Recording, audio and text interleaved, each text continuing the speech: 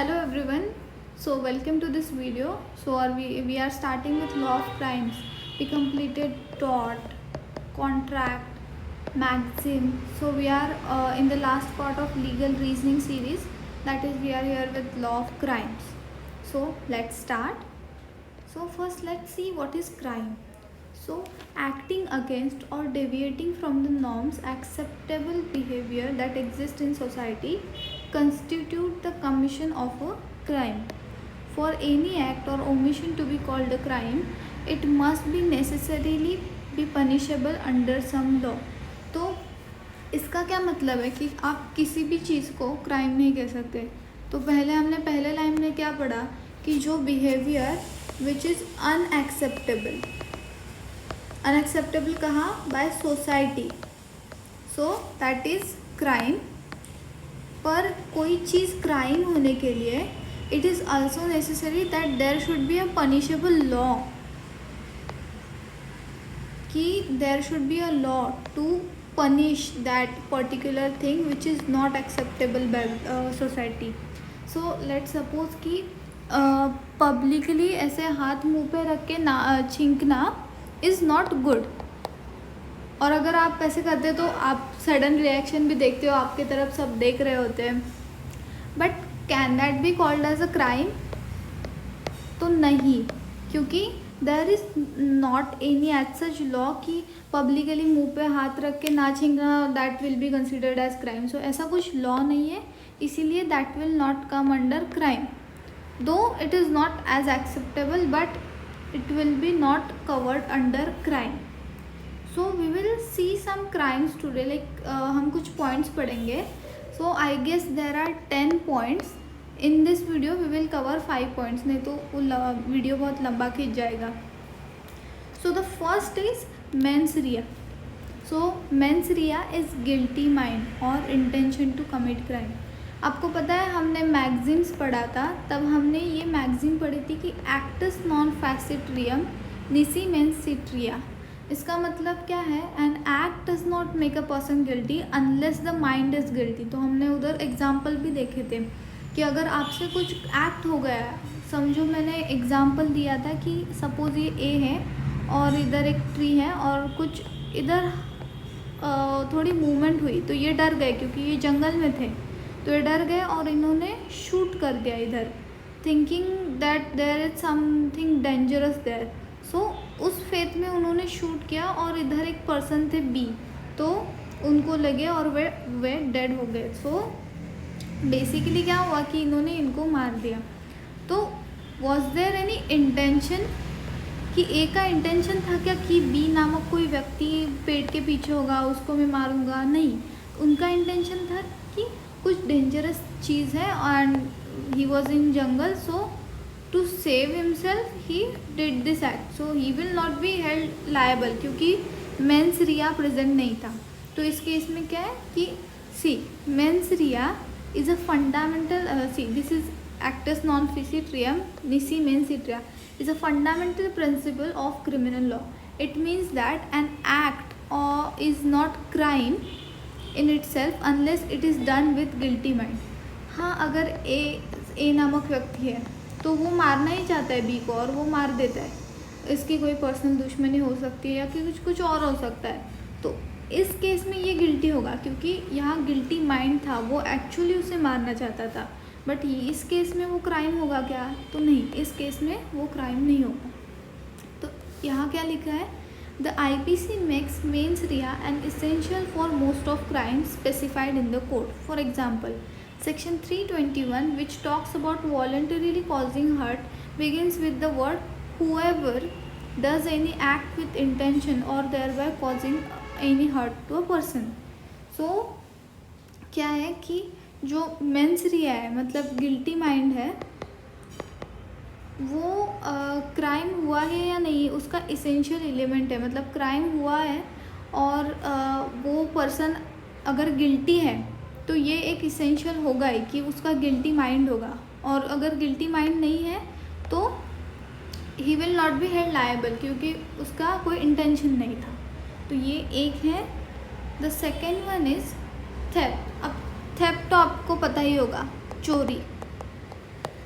इसमें क्या है, in simple language theft means taking away another person's property without their consent. तो हमने ऐसे ही ऑर्डिनरी लैंग्वेज में इसे चोरी बोल दिया, बट लीगल लैंग्वेज में अगर हमें डिफाइन करना होगा तो what we can say is theft is taking away some another person's property without their consent. So अगर ये ए है, समझो ये इधर बैठे बी के घर पे, और इसने एक बहुत सुंदर सा कुछ देखा, इधर ऐसा रखा हुआ था टेबल पे, और ये जब अंदर गया तो इसने चुपके से ये अपने साथ लेके आया, तो this will be called as theft. तो मैं आपको एग्जांपल देती हूँ कि हाँ, एक कंफ्यूजिंग क्वेश्चन आता था, क्लैट में आता था कि ए है, ये बी के घर पे बैठे हैं, कुछ डॉक्यूमेंट वगैरह इनका कुछ काम है, और इसने बी ने इसको डॉक्यूमेंट कुछ साइन करने के लिए रख दिया और पेन भी दे दिया साथ में। तो ए ने क्या किया कि वो डॉक्यूमेंट साइन की और इन गुड फेथ वो पेन अपने पॉकेट में रख दिया। कोई इंटेंशन नहीं था चोरी करने का या फिर ऐसा कोई इंटेंशन नहीं था, पर हमारी एक हैबिट होती है कि हम पेन वगैरह होता है जो खुद का समझ कर रख देते हैं, और ये घर चला गया। तो इसने बी ने इसको स्यू किया, वो मेरा महंगा वाला पेन था, वो इसने चोरी किया है। तो 4 ऑप्शन थे कि he will be guilty, not guilty, और रीजंस थे। सो आप बताओ क्या होगा। पॉज करो ये वीडियो और सोचो क्या होगा। तो क्या ए का इंटेंशन था क्या? नहीं, ए का इंटेंशन नहीं था कि उसने चोरी किया वगैरह, ये इंटेंशन नहीं था, and this is why he will not be held liable. तो ये एक ऐसी क्वेश्चन, मतलब ट्रिकी थोड़ा एक क्वेश्चन होता था, वो बहुत बार आई थिंक बहुत बार वो रिपीट भी हुआ था। सो यही है कि taking away another person's property without their consent. तो इसमें और एक चीज़ क्या है पता है कि that property is movable property. तो इमूवेबल प्रॉपर्टी जैसे होती है कि लैंड हो गई, आपकी बिल्डिंग हो गई, तो वो आप चोरी कर सकते हो क्या? तो नहीं कर सकते। तो इसीलिए ये थेफ्ट की डेफिनेशन में सिर्फ इमूवेबल प्रॉपर्टी आती है। ओके, तो देखो इस पिक्चर में कैसे ये उसकी पर्स से छोटी पर्स निकाल रहा है विदाउट हर कंसेंट, उसे पता भी नहीं है। So this is what we call theft. Okay, the third one is extortion.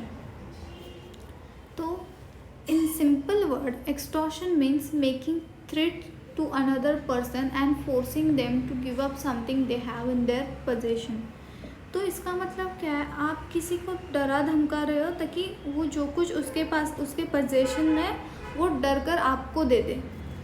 तो the IPC defines in section 383 and intentionally putting any person into fear or any injury that thereby inducing the threatened person to deliver any property or anything signed or sealed to any other person। तो इसमें क्या होता है कि आप basically किसी को डरा धमका रहे हो कि उसके पोजेशन में जो चीज़ है वो आपको दे दे, तो that will be called extortion. तो इस इमेज में देखो कि ये इसे चाकू दिखा रहा है और बोल रहा है कि अपने सारे पैसे मुझे दे दो। So this will be called as extortion. Okay, the fourth one is cheating. So cheating, in simple words, cheating means acting dishonestly to take advantage। dishonestly act करना to take advantage। So IPC defines cheating as deceiving any person and fraudulently inducing them to either deliver any property to any person, give consent to the effect that any person will retain any property belonging to the deceived person, or do or omit anything which the deceived person would otherwise not do। तो IPC के section 415 में क्या क्या include किया है cheating को, कि किसी को डिसऑनेस्टली या फिर इंड्यूस करना टू डिलीवर एनी प्रॉपर्टी, आपको कुछ प्रॉपर्टी डिलीव करने के लिए, या फिर ऐसी चीज़ करने के लिए बोलना जो वो अदरवाइज विलिंगली ना करे, तो that will come under cheating. Okay, the fifth is criminal conspiracy।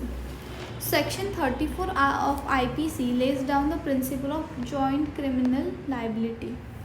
So इसमें क्या होता है कि दो और ज़्यादा पीपल, बहुत लोग मिलके कुछ कॉमन इंटेंशन से, मतलब उन सबकी कॉमन इंटेंशन होती है, ये ध्यान में रखना, ओके, कुछ एक काम करते हैं, मतलब गलत क्राइम करते हैं, so that will be called as criminal conspiracy. और उनको सज़ा देनी है तो उन सब में डिवाइड नहीं हो गया सज़ा।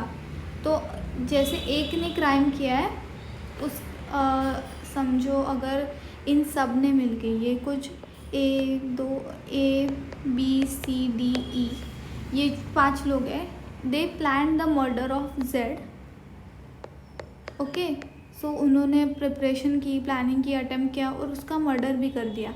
तो this will be called as criminal conspiracy, क्योंकि ज़्यादा लोग इन्वॉल्व थे और this is joint criminal liability and इनमें सज़ा डिवाइड नहीं होगी। अगर इसने एक ने की होती तो उसको जितनी सज़ा मिलेगी उतनी ही सबको मिलेगी, okay. The same manner as if they were done by him alone. See it is worded in simple English states that when a criminal act is done by several persons, ये याद रखना, क्रिमिनल कॉन्स्पिरेसी अगर आए दिमाग में तो ये several persons भी याद ही आना चाहिए। In furtherance of the common intention, सबका कॉमन इंटेंशन होगा फॉर ऑल, तो each of such person is liable for the act. So एक क्वेश्चन आता था कि I don't remember that, okay. So कुछ असेंबली हुई थी, आई गेस 50 लोग थे, 50 लोग की, और वो कुछ नए एक्ट जो पास हुए थे उससे खुश नहीं थे। ये जो 50 लोग थे वो नए एक्ट से खुश नहीं थे। So they planned a protest against government. तो वो क्या बोले कि हम प्रोटेस्ट करेंगे अगेंस्ट गवर्नमेंट। तो इनमें से जो 10 लोग थे दे वांट अ पीसफुल प्रोटेस्ट, और जो 40 लोग थे so they were like violent, कि नहीं हम तोड़फोड़ करेंगे या फिर हम कुछ करेंगे ही नहीं तो सरकार की आंखें कैसे खुलेंगी। So they were at that opinion.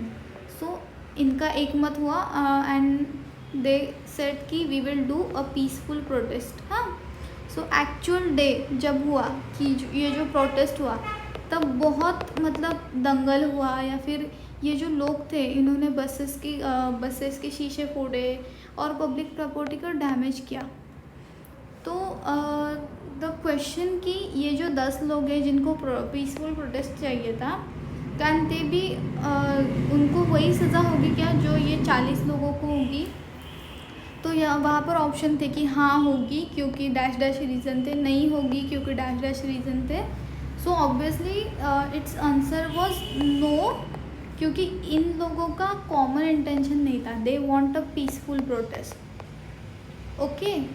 सो ऐसा कुछ ट्रिकी क्वेश्चंस भी कभी कभी वो पूछते हैं। So we have covered 5 topics. ये देखो यहाँ पे कैसे ग्रुप पे ये क्राइम कर रहे हैं, वैसे ही criminal conspiracy. So rest will be covered in this second part. Till then happy study.